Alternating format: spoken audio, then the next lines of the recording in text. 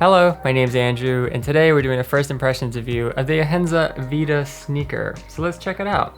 Up front, you've got a nice extra wide toe box for toe splay, and this version happens to be made with hemp, and there are a few benefits of hemp. One is that it looks a little bit more natural. It's got kind of a nice canvasy vibe to it. It's also very durable. It doesn't scratch or tear easily versus cotton. It's also a little bit more temperature regulating, so in the summer, this type of shoe is gonna breathe more than a regular cotton canvas shoe.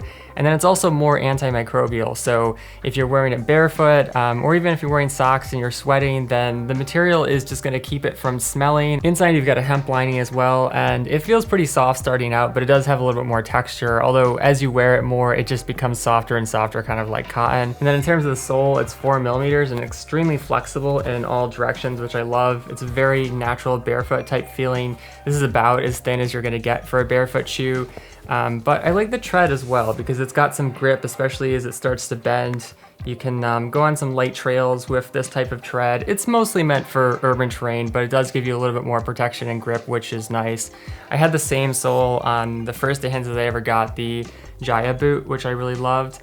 And it's held up well, even though they do have a glued sole, which sometimes can separate. The sole on the Jayas looks great. I think I've had these for about a year and a half now, and they're very high in terms of water resistance, and yeah, the glue just hasn't come out anywhere, which is always a good sign.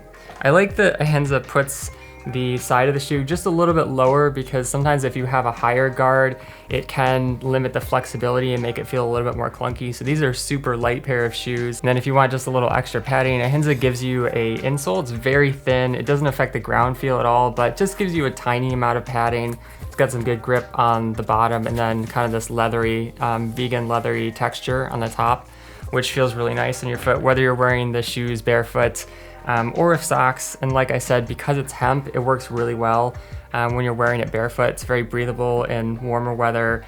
It's not quite as breathable as like a mesh shoe that has an open mesh up here because it is a closed off material, and it can handle some like light rain, you know, if it's just sprinkling a bit.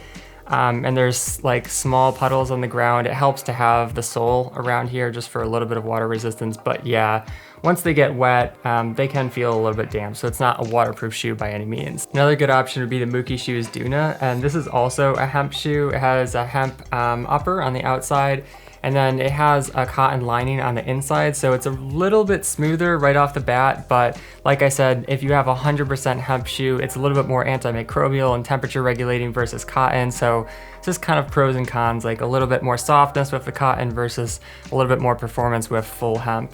But also has a nice extra wide toe box. And I like that Mookie shoes spread out really well like this because the sole is super flexible, so it doesn't really limit your feet at all. They've got a nice high volume to them, and then also a higher back, so just a little different style than the ahinsas. In terms of the sole, it's 3.5mm, so again, super flexible, maybe just a tad more flexible than the Vidas, but it's very close. Mookie Shoes has a slightly different tread pattern here. It's a little bit more rounded, so I would say ahinsa has a slight advantage on trails because it just gives you a little bit more grip and durability and slightly more thickness with the 4mm sole versus the 3.5mm. Also, the Duna is undyed hemp versus the pure white for the Vidas. And then finally, they have a stitched sole, which is always nice for a little bit of extra durability. The second option would be the Wildling Chestnut. This happens to be a winter style, but Wildling also has summer styles as well.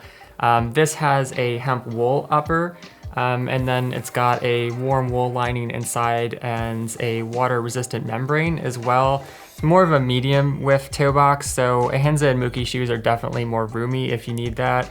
It's got a microfiber lining just for a little bit of water resistance, although none of these shoes are really completely water resistant, and this will soak through even though it does have the membrane.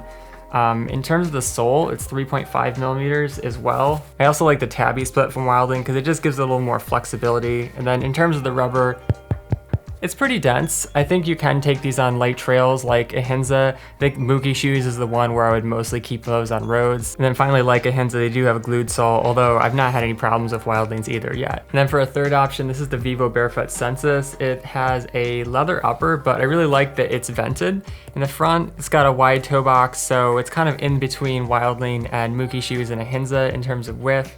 although the leather is very stretchy and it will conform to your feet, especially because it's thinner. And then in terms of the sole, it's 3mm, so it is ultra flexible. This is the thinnest out of the 4 options, and it feels the closest to being barefoot, but they're all very similar, just within a millimeter, so there's not a huge amount of difference. But even though it's thin, Vivo Barefoot's rubber is very durable, because I had a 3mm pair of Primus Lights, which were the original pair, and they are still going after 4,000 miles. On top, they've cut some waves in, which I like because it allows the shoe to bend without creating any crimping issues on the top. And then finally, I like the Duna, it also has a stitched sole. So that's my first impression of the ahinsa VIDA and friends, but if you'd like to support the channel, you can shop for the referral links down below, browse and filter more products at my website, barefootwear.org, or watch my zero drop transition video to learn more about barefooting. Finally, if you have a question about the ahinsa VIDA or about barefoot shoes in general, let me know in the comments. Thanks for watching, catch you next time, peace!